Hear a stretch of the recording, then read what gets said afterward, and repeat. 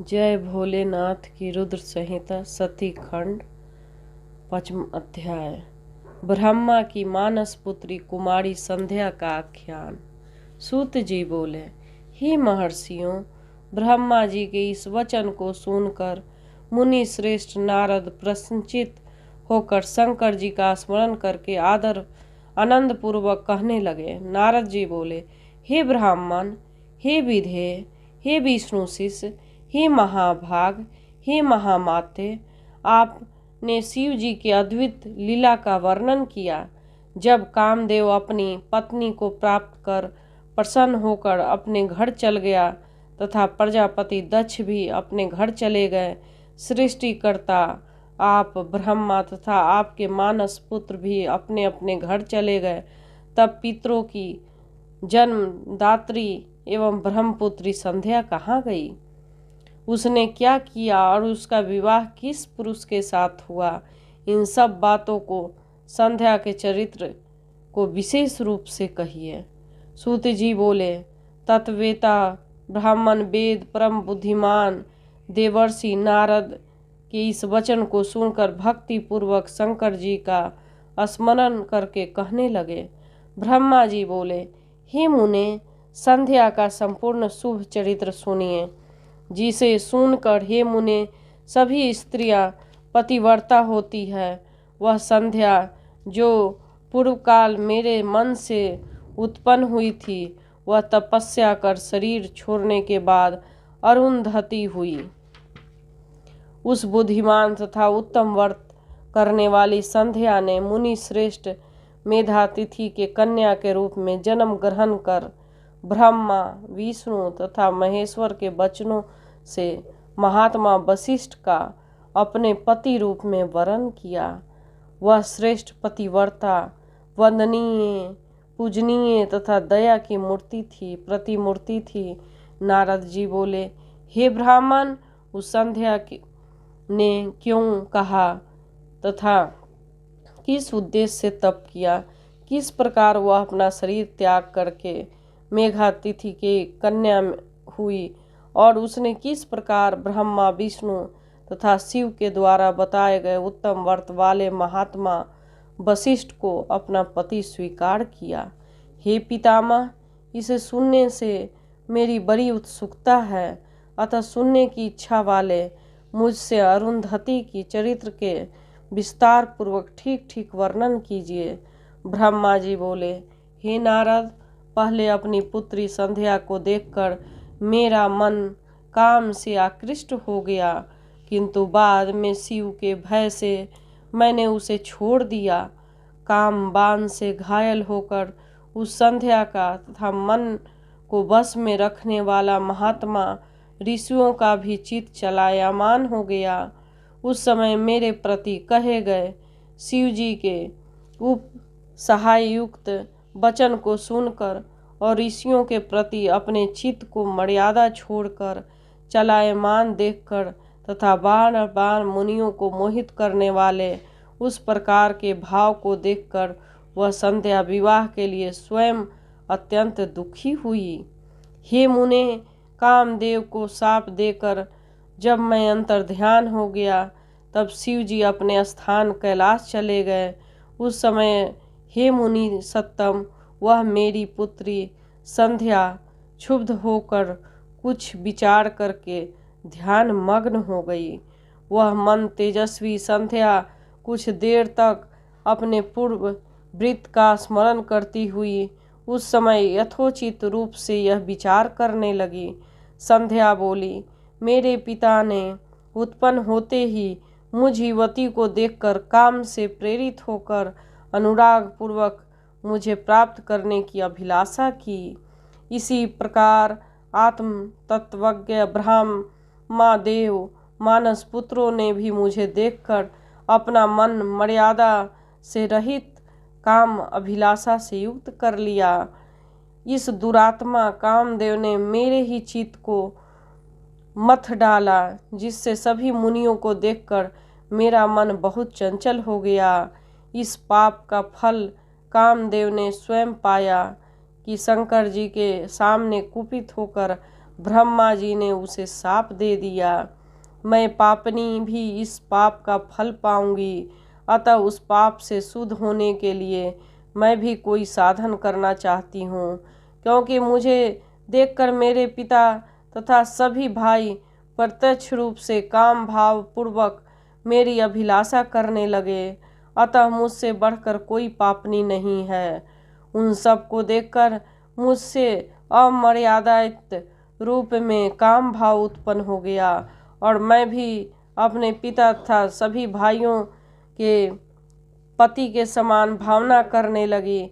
मैं भी इस पाप का प्रायश्चित करूंगी और वेद मार्ग के अनुसार अपने शरीर में अग्नि में हवन कर दूंगी। मैं इस भूतल पर एक मर्यादा स्थापित करूंगी, जिसके कि शरीरधारी उत्पन्न होते ही काम भाव से युक्त न हो। इसके लिए मैंने परम पद कठोर तप करके उस मर्यादा को स्थापित करूंगी और बाद में अपना शरीर छोड़ूंगी। मेरे जिस शरीर में मेरे पिता एवं भाइयों को काम अभिलाषा किया है, उस शरीर को अब कोई प्रयोजन नहीं है। मैंने जिस शरीर से अपने पिता तथा भाइयों में काम भाव उत्पन्न किया है, वह शरीर पुण्य कार्य के साधन नहीं हो सकता। वह संध्या अपने मन में ऐसा विचार कर चंद्रभाग नामक श्रेष्ठ पर्वत पर गई, जहाँ से चंद्रभाग नदी निकली हुई थी। इसके बाद संध्या उस श्रेष्ठ पर्वत पर तपस्या के लिए गई हुई जानकर मैंने अपने पास से बैठे हुए मन को बस में रखने वाला सर्वज्ञ ज्ञान योग तथा वेदयांग के पारगामी अपने पुत्र वशिष्ठ से कहा। ब्रह्मा जी बोले, हे पुत्र वशिष्ठ, तपस्या का विचार कर के गई हुई मनस्वी पुत्री संध्या के पास जाओ और इसे विधि पूर्वक दीक्षा प्रदान करो। हे मुनि सत्तम, प्रथम यह तुम लोग को मुझसे तथा अपने से काम अभिलाषा से युक्त देख रही थी, परंतु जब इसके नेत्रों की चपलता दूर हो गई है, यह तुम लोगों को तथा अभूतपूर्व दुष्कर्म को समझकर मृत्यु ही अच्छी है ऐसा विचार कर प्राण छोड़ने की इच्छा करती है। अब यह तपस्या के द्वारा अमर्यादित प्राणियों में मर्यादा स्थापित करेगी। इसलिए तपस्या करने के लिए वह साध्वी चंद्रभाग नामक पर्वत पर गई थी। हे तात, वह तपस्या के किसी भी क्रियाओं को नहीं जानती, अतः जिस प्रकार के उपदेश से वह अपने अभीष्ट को प्राप्त करे वैसा करो। हे मुने, तुम अपने इस रूप को छोड़कर दूसरा शरीर धारण कर उसके समीप से स्थित होकर तपस्याचर्य की क्रियाओं को प्रदर्शित करो।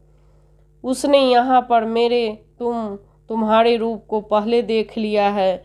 मैं इस रूप द्वारा वह कुछ भी शिक्षा ग्रहण नहीं करेगी, इसलिए दूसरा रूप धारण करो।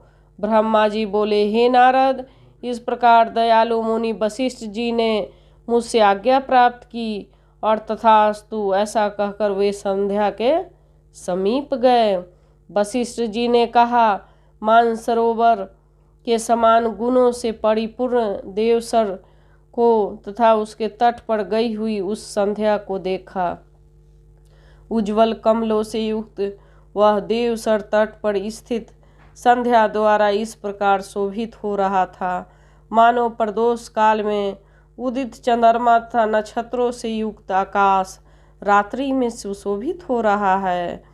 कौतूहल युक्त वशिष्ठ जी सुंदर भाव वाले उस संध्या को देखकर विहलोलित नामक तथा तालाब की ओर देखने लगे।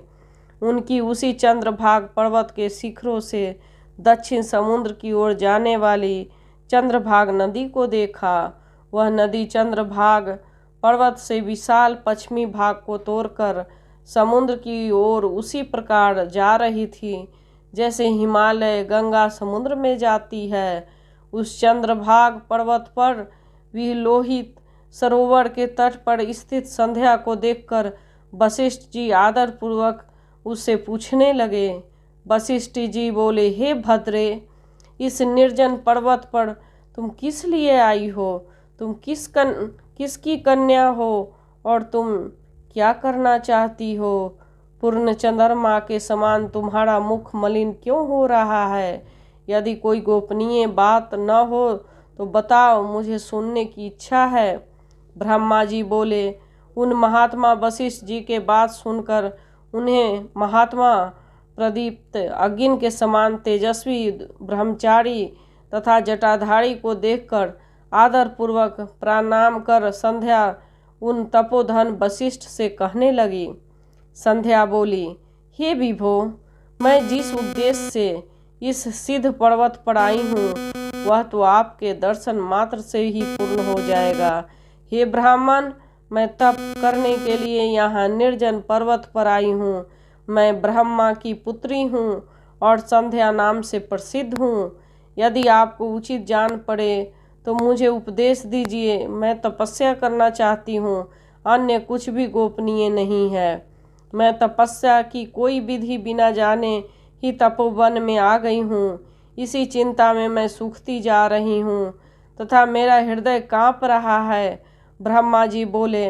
ब्रह्म ज्ञानी वशिष्ठ जी ने उसकी बात सुनकर पुनः संध्या को कुछ नहीं पूछा, क्योंकि वे सभी बातें जानते थे। इसके बाद वे मन में भक्त वत्सल शंकर जी का स्मरण कर तपस्या के लिए उत्तम करने वाली वो मन को बस रखने वाली उस संध्या से कहने लगे।